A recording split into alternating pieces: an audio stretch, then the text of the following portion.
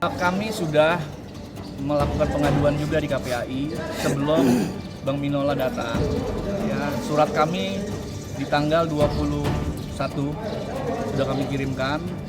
Lalu kami juga sudah melakukan pengaduan. Nanti kami juga akan audiensi. Masalah waktunya kami nggak bisa sampaikan.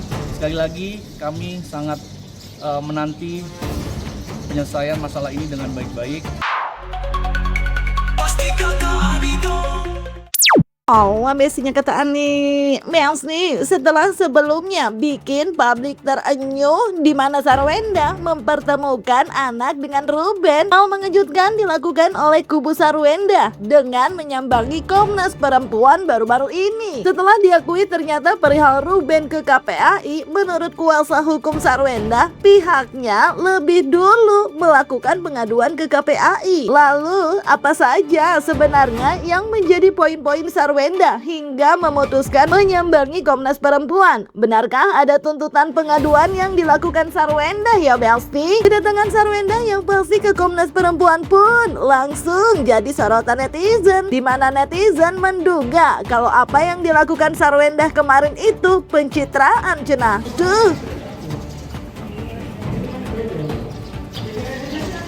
Selamat siang. Siang, Bang, dikit Bang, coba. Sedikit, di sini aja sih. Kedatangan hari ini Mungkin agendanya. kita agendanya Ci. Sebentar, Ci. Agendanya Ci, sebentar, Ci. Nanti kita sampaikan.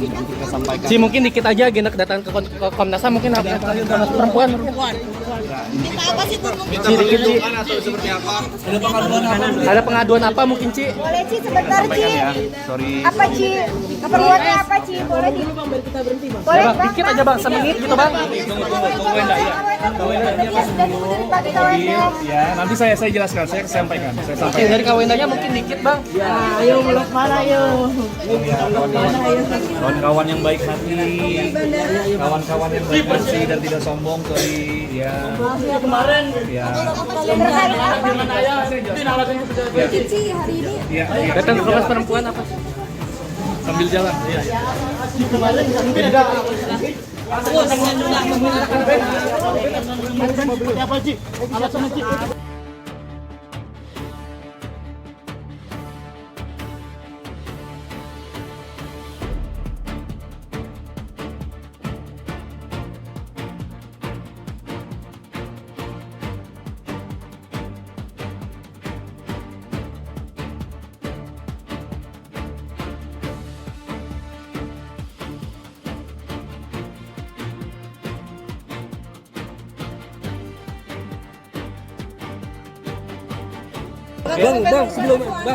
Sebelum Ero kemarin ke KPAI, mungkin katanya benar memang Sarwenda duluan Bang yang datang ke KPAI. Oke, KPAI, kami sudah melakukan pengaduan juga di KPAI sebelum Bang Minola datang.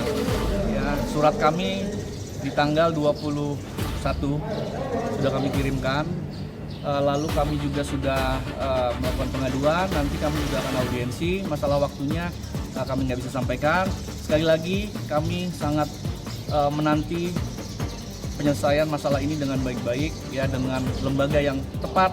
KPAI menurut kami lembaga yang tepat, pengadilan lembaga yang tepat, dan juga Komnas Perempuan lembaga yang tepat. Jadi kami berharap tidak ada penghakiman secara media sosial, karena semua akan kami sampaikan dengan lembaga-lembaga yang tepat.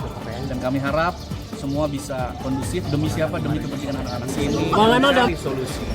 Kami tidak bermaksud apapun, ya, apalagi hal-hal yang negatif tidak ada. Kami di sini hanya berdiskusi dan mencari solusi. Ya, alhamdulillah diterima oleh komisioner dan mereka juga sangat mensupport Wenda sebagai seorang perempuan, dan apa yang sudah kami sampaikan itu adalah bentuk kejadian sebenarnya, kronologi sebenarnya apa yang terjadi dari awal Sarwenda menikah sampai akhir. Kami tidak mencari siapa salah siapa benar. Kami hanya menggunakan hak kami, ya, bahwa di sini ada Komnas Perempuan, ya, kami gunakan hak klien kami sebagai perempuan, tidak meminta dukungan tetapi hanya menyampaikan hak. Dukungan itu dapat dari apa yang dia sampaikan sebenar-benarnya. Jadi klien kami menyampaikan semua dengan sebenar-benarnya, dengan bukti yang ada. Biar Dan sekali tanyakan lagi, ke Komnas lah ya. intinya bahwa kami berdiskusi mencari solusi itu aja. Solusi seperti apa Bang? Ya hak-hak klien kami sebagai seorang perempuan ya, dan anak-anaknya juga kan sebagai perempuan juga ya. Kedatangan Sarwenda ke Komnas Perempuan seraya cukup membuat kubu Ruben melalui kuasa hukumnya Minola Sembayang heran mengingat fungsi Komnas Perempuan untuk melindungi hak dan juga perempuan dari kekerasan, dan seraya mengskakmat kubu Sarwenda yang menyebut hak sebagai salah satu poin alasan mendatangi Komnas Perempuan. Kubu Ruben jadi kayak tanya balik, hak mantan cenah nafkah, kalau nafkah ya inget lagi katanya, apakah Ruben diberi haknya juga gitu katanya Besti. Hak mana yang mereka bahas di Komisi Perempuan? Kalau memang misalnya bicara mengenai masalahnya hak mantan gitu.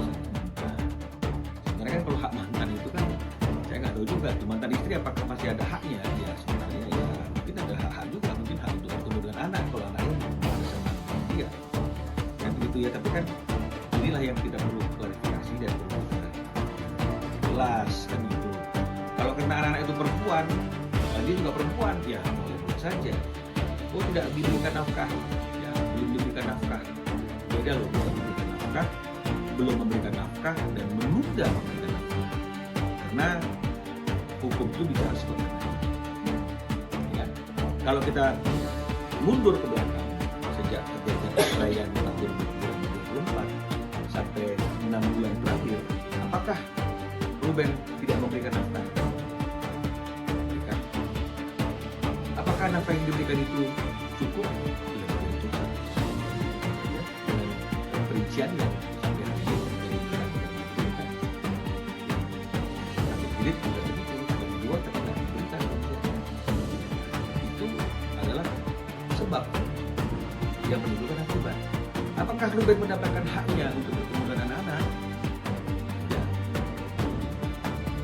Jadi karena hukum itu adalah sebab dan akibat, selalu ada konsekuensi dari perbuatan seperti itu. Akhirnya Ruben berpikir, saya ini punya anak apa enggak sih sebenarnya? Kewajibannya ada, haknya enggak ada. Bahkan ketika anaknya ada acara baletan pun, duduknya menurut Ruben ditempatkan yang tidak berdekatan dengan anaknya. Ketika bertemu dengan anaknya di acara itu pun harus, artinya itu di tempat yang seperti itu, ya fotonya juga seperti itu dan diawasi. Gitu. Jadi artinya kalau misalnya kemudian dianggap bahwa akibat yang dialaminya sebab perbuatannya dianggap itu mencederai perempuan yang tadi saya bacakan, ya sah-sah saja. Bagaimana cara untuk mencari solusinya? Karena bagaimanapun pasti solusi itu kan adalah solusi yang tidak akan mendukung salah satu pihak, pasti demi kebaikan bersama. Nah, pembahasan hak nafkah pasca bercerai juga ramai nih di sosial media, di mana Natalie Holzer yang diduga warganet menyindir Sarwenda, di mana Natalie tak dominan menggunakan uang mantan untuk hidupnya, termasuk sang anak, karena baginya meski anak wajib mendapatkan nafkah, namun Natalie merasa anak tersebut juga miliknya, di mana ia tak berkeberatan untuk membantu kebutuhan anak. Terlebih dalam video tersebut, Natalie justru mengaku ia yang kerap bawel untuk azam sang putra berkumpul dengan sang ayah yaitu Sule, karena tak ingin figur sang ayah terlupakan oleh anaknya. Supirnya juga kerjanya di gua, masa supir juga dia yang bayar, kocak.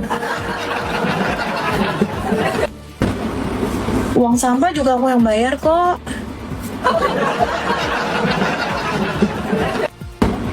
Listrik kenapa harus bagi dua, kan sekarang yang nempatin juga udah mantan gak sih, ngapain juga bayar listrik?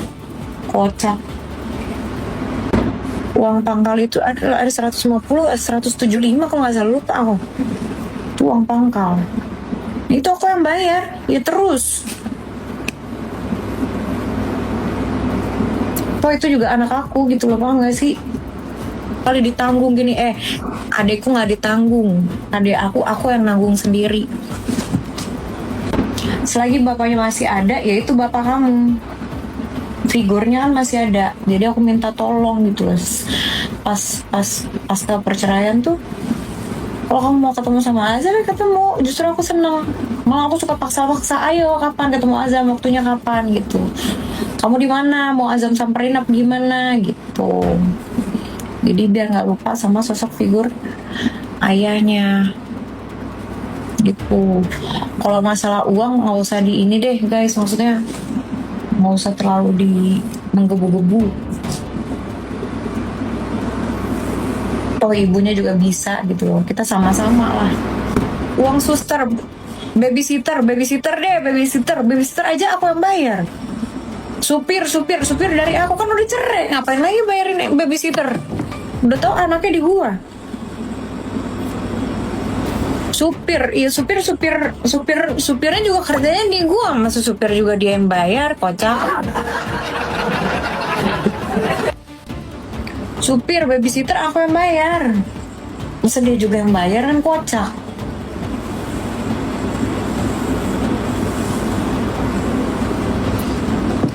Gitu loh. Kalau masalah nafkah ya emang udah kewajiban laki-laki guys, udah kewajiban ayah, udah kewajiban bapak sama anaknya.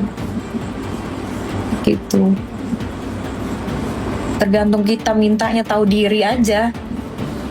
Lihat lo, gua kerja mati-matian kayak gimana. Sampai dihujat, oh DJ, lo nggak tahu aja lu.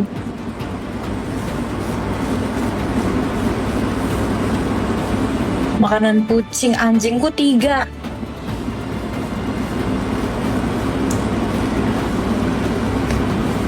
Anjingku 3, belum aku bayarin. Karena aku kan sayang banget sama karyawan ya, kalau karyawan baik sama aku sayang gitu. Apalagi aku sekolahin anak-anak pembantuku, sekolahin juga. Biar apa? Biar Azam ada temennya.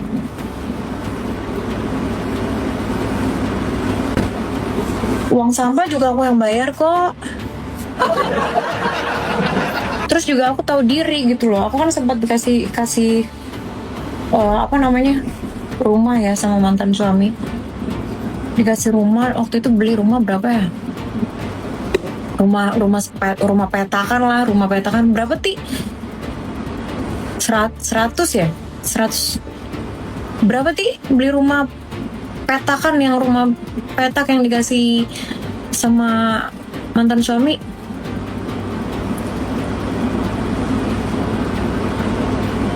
$150 juta beli rumah petakan. Nah itu rumah itu nggak dijadiin apa-apa, itu rumah masih kosong melompong, cuma isinya cuma gudang doang. Itu rumah di Bekasi kosong, nggak ada yang nempatin. Nah itu rumah Azam. Ya semoga aku bisa beli rumah lagi buat Azam yang lebih gede.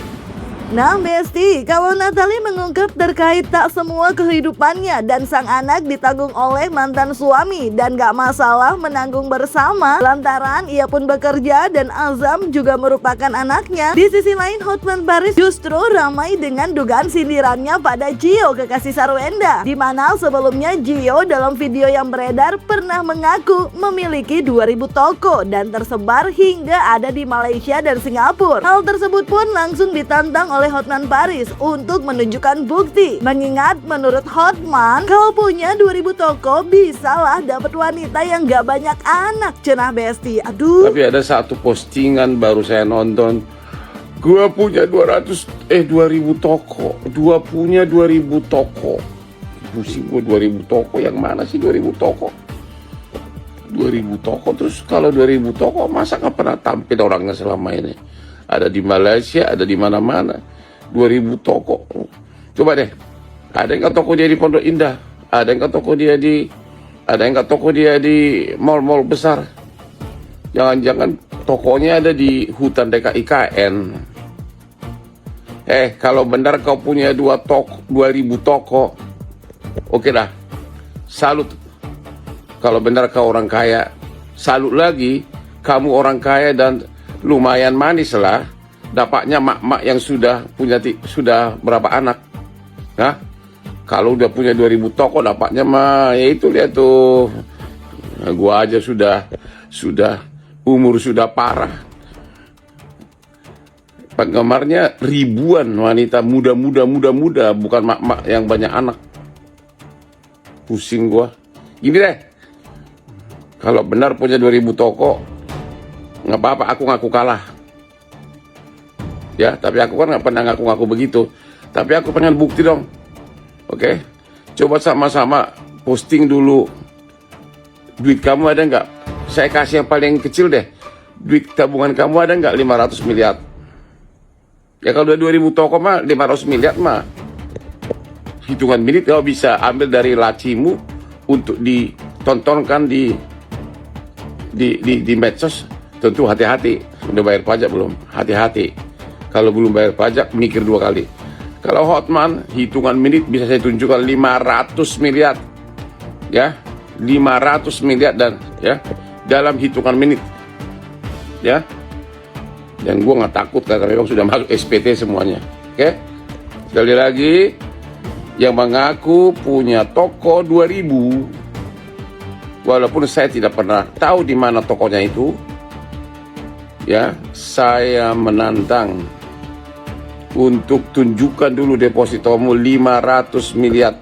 Itu paling gampang kok, tinggal tunjukin sertifikatnya sambil gini. Kau beli cincin dulu harganya 50 miliar seperti gua.